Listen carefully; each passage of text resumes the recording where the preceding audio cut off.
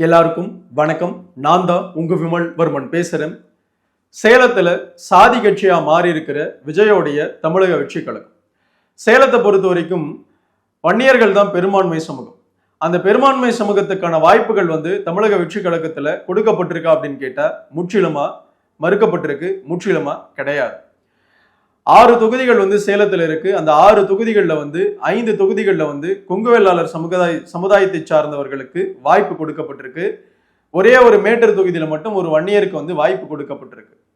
சேலத்தை பொறுத்த வரைக்கும் பெரும்பான்மை ஓட்டுகளா வன்னியர்கள் இருந்தும் கூட சிறுபான்மையா இருக்கிற மற்ற சமூகங்களுக்கு, அதுவும் ஒரே சமூகத்தை சார்ந்தவர்களுக்கு 5 தொகுதிகள் சேலத்துல ஒதுக்கப்பட்டிருக்கு. அப்படின்னா எவ்வளவு பெரிய சாதி வெறி கட்சியா தமிழக வெற்றி கழகம் மாறி இருக்கு அப்படின்னு புத்தியுள்ள வன்னியர்கள் புரிஞ்சுக்கணும்.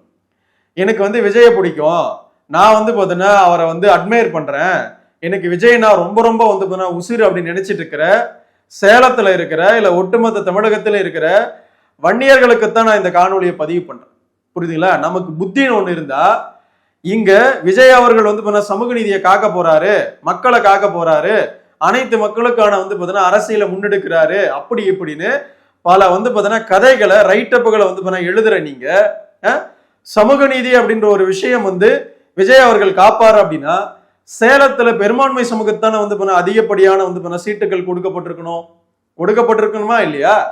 வாக்குகள் பார்த்தீங்கன்னா அதிகப்படியாக வன்னியர்களுக்குத்தான சேலத்துல இருக்கு. அப்போ சமூக நீதியின் படி இங்க சமூக நீதி யாருக்காக பார்த்தீங்கன்னா செயல்பட்டு இருக்கணும்?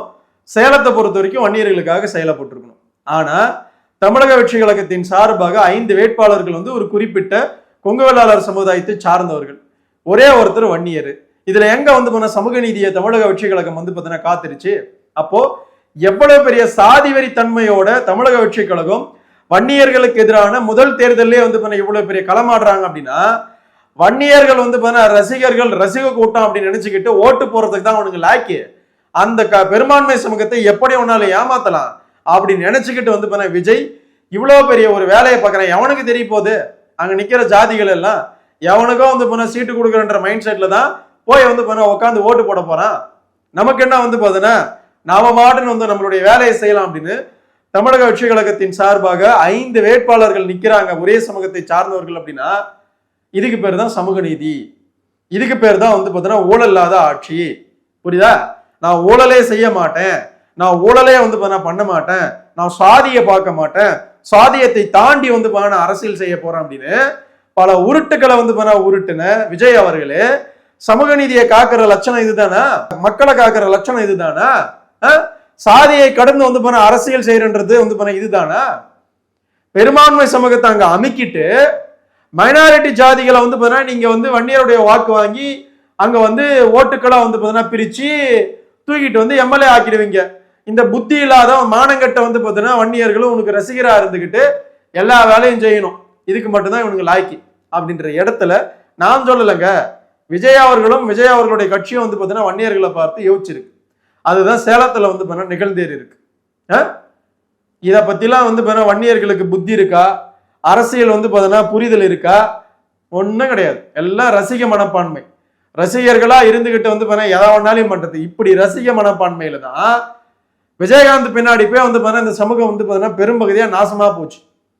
எம்ஜிஆர் பின்னாடியும் அப்படிதான். எப்படி எல்லாம் இந்த ரசிக மனப்பான்மையை வன்னியர்களை பெரும்பான்மை சமூகத்தை அரசியல் ரீதியாக உடைக்க முடியுமோ, அது அரசியல் ரீதியாக சிதற வைக்க முடியுமோ, அரசியல் ரீதியாக வன்னியர்களுக்கு எதிராக வன்னியர்களையே பேச வைக்க முடியுமோ, எல்லா வேலையும் திராவிட கட்சிகள் இருந்து தேமுதிக இருந்து இன்னைக்கு வந்திருக்கிற தமிழக வெற்றி கழகம் வரைக்கும் பார்த்தீங்கன்னா பண்ணிட்டு இருக்கு.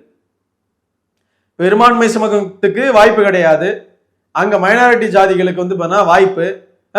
இதுவே கோயம்புத்தூர்ல இருக்கிற அனைத்து தொகுதிகள்லயும் அங்க ஒரே ஒரு கொங்கு வேளாளர் சமுதாயத்துக்கு ஒரே ஒரு சீட்டு கொடுத்துட்டு 5 வன்னியர்களை அங்க களம் மேற்குவாரா தமிழக வெற்றி கழகத்துடைய கட்சி தலைவர் விஜய் செய்ய முடியுமா?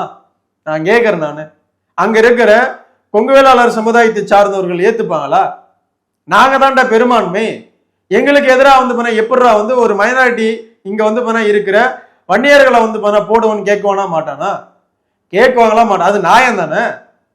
அப்ப வன்னியர்கள் மட்டும் இலட்சம் வேணுங்களா?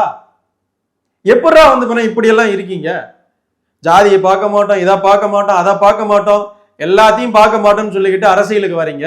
உங்களுடைய ரசிகர்களை வந்து பார்த்தீங்கன்னா பின்னாடி வச்சுக்கிட்டு வந்து பார்த்தீங்கன்னா ஒரு பெரும்பான்மை சமூகத்தையே அழிக்கணும் அப்படின்ற பெரும் எண்ணத்தோட தான் வருவீங்களா? தமிழகத்தில் இருக்கிற ஒட்டுமொத்த பேருக்குமே வன்னியர்களை அழிக்கிறது தான் வந்து மிக பிரதான வேலையா இருப்பீங்களா? இந்த சமூகத்துக்கு அந்த புத்தியே கிடையாது. நம்ம யாரு வந்து நம்மளை ஆதரிக்கிறான், யார் நம்மளை வந்து பார்த்தீங்கன்னா எதிராக நிற்கிறான்ற புரிதலே இல்லாம விசிலடிச்சாங்குஞ்சிகள் போல வந்து பார்த்தீங்கன்னா வன்னியர்கள் வந்து எல்லா வேலையும் பார்த்துட்டு இருக்கிறானுங்க ரசிக மனப்பான்மையில். இப்பயும் வந்து பாருங்க, நம்ம இந்த பதிவு போறதுனால இந்த விஜய் ரசிகர்களா இருக்கிற வன்னியர்கள் திருந்துருவான்னு நினைக்கிறியா? எவனும் திருந்த மாட்டான். அவனுங்களுக்கு சமூக புரிதல் கிடையாது, சமூகத்துடைய உணர்வு என்னன்னு தெரியாது, எதையுமே தெரியாது அவனுங்களுக்கு. அவனுங்களை பொறுத்த வரைக்கும் ரசிக மனப்பான்மையிலே வாழுவானுங்க. அப்படியே வாழ்ந்து வந்து பார்த்தீங்கன்னா எங்கேயாவது வந்து பார்த்தீங்கன்னா அந்த கூட்டத்தால செருப்படி வாங்கிட்டு வந்து பார்த்தீங்கன்னா 5 வருஷமா 10 வருஷமா உழைப்பு போறான் போட்டுட்டு எப்பா சாமியை வந்து பார்த்தீங்கன்னா கையெடுத்து கும்பிட்டு வருவானுங்க. அன்னைக்கு திடீர்னு ஞானோதயம் வரும். 5 வருஷம் 10 வருஷம் அங்க பயணப்பட்டுட்டு அந்த 5 வருஷம் 10 வருஷம் சமூகத்துக்கு பயணத்துல நீங்க இருந்தீங்க அப்படின்னா உன் சுத்தி இருக்கிற உன் சமூகம் வந்து பார்த்தீங்கன்னா வன்னியர்கள் ஒரு 4 பேர் வந்து நல்லா இருப்பான். புரியுதுங்களா? அரசியலும் அப்படித்தான். பெரும்பான்மை சமூகத்தை அமைக்கிட்டு பெரும்பான்மை சமூகத்துடைய வேட்பாளர்களை வந்து பார்த்தீங்கன்னா இல்லாம ஆக்கிட்டு பெரும்பான்மை சமூகத்துடைய வாக்குகளை மட்டுமே நாங்க வந்து பார்த்தீங்கன்னா வேணும் எங்களுக்கு, அந்த வாக்குகள் மட்டுமே வந்து பார்த்தீங்கன்னா போட்டா போதும் எங்களுக்கு, ஆனா அந்த மக்களுக்கான பிரதித்துவத்தை அந்த மக்கள்ல இருந்து கொடுக்க மாட்டோம் அப்படின்றது என்ன மாதிரியான மனநிலை? நீங்க வேணா 234 தொகுதியை வந்து தமிழக வெற்றி கழகத்துல தேடி பாருங்க. தேடி பார்த்தாலும் வந்து பார்த்தீங்கன்னா ஒரு 15 வன்னியர்கள் வந்து பார்த்தீங்கன்னா தேர மாட்டான் அந்த கட்சியில வேட்பாளரை நிக்க போறவன். முதல் தேர்தலில் 234 தொகுதியிலுமே தமிழகத்துடைய பெரும்பான்மை சமூகமா இருக்கிற வன்னியர்களுக்கு வந்து பார்த்தீங்கன்னா ஒரு 15 சீட்டு கூட விஜயால கொடுக்க முடியல அப்படின்னா யோசிச்சுக்குங்க. 120 தொகுதியில வன்னியர்கள் பெரும்பான்மை வட தமிழகத்துல. தமிழகத்துல ஆஃப் ஆஃப் தி வந்து பார்த்தீங்கன்னா வன்னியர்கள் தான் பெரும்பான்மை. அந்த மக்களுடைய வந்து பார்த்தீங்கன்னா பிரதிநிதித்துவத்தை விஜய் காக்கிற வந்து பார்த்தீங்கன்னா விஷயம் என்னன்னா ஒரு 15-20 சீட்டு தான். அது கூட இருக்க வாய்ப்பு கிடையாது, வாய்ப்பே கிடையாது. அப்போ 120 தொகுதிக்கு வந்து பார்த்தீங்கன்னா 10-15 தொகுதினா எவ்வளவு பெரிய சாதிய வன்மம் விஜய் அவர்களுக்கு வன்னியர்கள் மீது இருக்குதுன்றத வன்னியர்கள் நாம புரிஞ்சுக்கணும். அந்த புரிதலோட நாம எல்லாம் செயல்படணும். ஒரு மாவட்டத்துக்கு ஒரு வன்னியர் அப்படின்னு சொல்லிட்டு 10-12 மாவட்டங்களுக்கு வட தமிழகத்துல 12 வன்னியர்களுக்கு சீட்டு கொடுத்துட்டு அவ்வளவுதான் முடிஞ்சு. இதுக்கு பேர் தான் சமூக நீதியா? இப்ப வன்னியர் புறா வந்து பார்த்தீங்கன்னா உன்னை நம்பி வந்து ஏமாறணுமா அப்படின்ற கேள்வி நானே கேட்கிறேன் நான். ஆனா இதுல பெரிய கொடுமை என்னன்னா இந்த ரசிக குஞ்சுகளா இருக்கிற வன்னியர்கள் வந்து பார்த்தீங்கன்னா புரிஞ்சுக்க மாட்டானுங்க. அவனுங்களுக்கு இந்த புரிதலும் ஏற்படாது, அந்த புரிதலும் வராது, இதை பற்றி கவலையும் கிடையாது. உங்களை போல இருக்கிற வன்னியர்களால தான் இந்த சமூகம் வந்து பார்த்தீங்கன்னா ஏன் நாம இன்னும் பெரியதாக அரசியல் ரீதியாக அனைத்து விஷயத்திலே வந்து பார்த்தீங்கன்னா இன்னும் கொஞ்சம் பேக்வர்டா நிக்கிறோம் அப்படின்னா நம்மளால தமிழகத்துடைய பெரும்பான்மை சமூகம் இருந்தும் கூட மிகப்பெரியதாக ஆளுமைக்கு வந்து அரசியல்ல வர முடியாம ஒரு சிஎம் ஆக முடியாம இருக்கும் அப்படின்னா உங்களை போல இருக்கிற ஆட்களால மற்றவனுக்கு வந்து ஏணிப்படையாவே இருந்து மற்றவனை வந்து கை தூக்கி ஒரு இடத்திலே இருந்துகிட்டு இருக்கோம் இந்த சமூகம், பெரும்பான்மை சமூகமா. புரியுதுங்களா? இப்படியே நம்ம இருந்துகிட்டு இருந்தோம் அப்படின்னா ஒன்றும் பண்றதுக்கு இல்லை. புரியுதுங்களா? புத்தியோட பொழைச்சுக்குங்க, புத்தியோட இருந்துக்குங்க, அவ்வளவுதான் விமலவர்மன் சொல்லுவேன். இதை தாண்டி வந்து இந்த சமூகத்துக்கு என்னால என்ன விழிப்புணர்வு கொடுத்துட முடியும்? இருக்கிற உண்மையை தான் பேச முடியும், இருக்கிற விஷயத்தை தான் சொல்ல முடியும். வரவன் போறவன் போறான் வன்னியரை ஏமாத்துறதுலேயே வந்து குறியா இருக்கிறானுங்க. வரவன் போறவன் எல்லாம் வந்து பார்த்தீங்கன்னா நல்லா வந்து வன்னியர்களை அழிக்கணும் அப்படின்ற எண்ணத்தோடய இருக்கிறானுங்க. அப்படியாப்பட்ட ஆட்களை நம்ம வெளிச்சம் போட்டு காட்டுறதுல வெளிச்சம் போட்டு காட்டியும் வன்னியர்களுக்கு புத்தி வரல அப்படின்னா ஒண்ணுமே பண்ண முடியாது, ஒண்ணுமே பண்ண முடியாது. ஓட்டு போடுறது நீயா இருப்ப, அந்த அதிகாரத்தை சுவைக்கிறது வேற ஒரு சமூகமா இருக்கும். அந்த சமூகத்துல இருக்கிறவங்க தான் வந்து பயன்பெறுவாங்க. வன்னியர்களுக்கு என்ன பயன் வந்து ஏற்பட்டுரும்?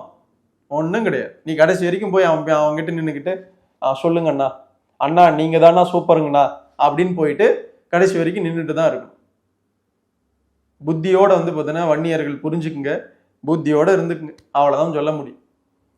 சேலத்துல 6 தொகுதியில வந்து பார்த்தீங்கன்னா 5 தொகுதிகள் வந்து மாற்றொரு சமூகத்துக்கு, ஒரே ஒரு தொகுதி வன்னியர்களுக்கு. இப்ப வன்னியர்கள் எவ்வளவு பெரிய முட்டாள்களா தமிழக வெற்றி கழகத்தை சார்ந்தவர்கள் யோசிச்சிருக்காங்க, செயல்பட்டு இருக்கிறாங்க. விஜய் அவர்கள் வந்து பார்த்தீங்கன்னா வேட்பாளர் அறிவிச்சிட்டா எவனும் சாதி பார்க்க மாட்டான் அப்படின்ற எண்ணத்துல ஒரே ஒரு குறிப்பிட்ட சமூகத்துக்கு வந்து அங்க சீட்டுகள் கொடுக்கப்பட்டிருக்குன்னா யோசிச்சு பாருங்க. கோயம்புத்தூர்ல அவுட் அண்ட் அவுட் அவங்களுக்கு, ஏன்னா அவங்க பெரும்பான்மையா அங்க இருக்கிறாங்க. சேலத்துல அவுட் அண்ட் அவுட் வந்து வன்னியர்கள் பெரும்பான்மை, அப்பயும் வந்து அந்த குறிப்பிட்ட சமூகத்துக்கு. இதை புரிதல் இல்லாம விசிலடிச்சாங்குஞ்சுகளா வந்து வன்னியர்கள் நம்ம எல்லாம் வாழ்ந்தோம் அப்படின்னா கடைசி வரைக்கும் நீ ரசிகனா மட்டும்தான் இருந்து சாவும், வேற ஒன்றும் பண்ண முடியாது. புரியுதா இல்லையா? நன்றி, வணக்கம். அடுத்து ஒரு நல்ல காணொலியில் உங்களை நான் சந்திக்கிறேன்.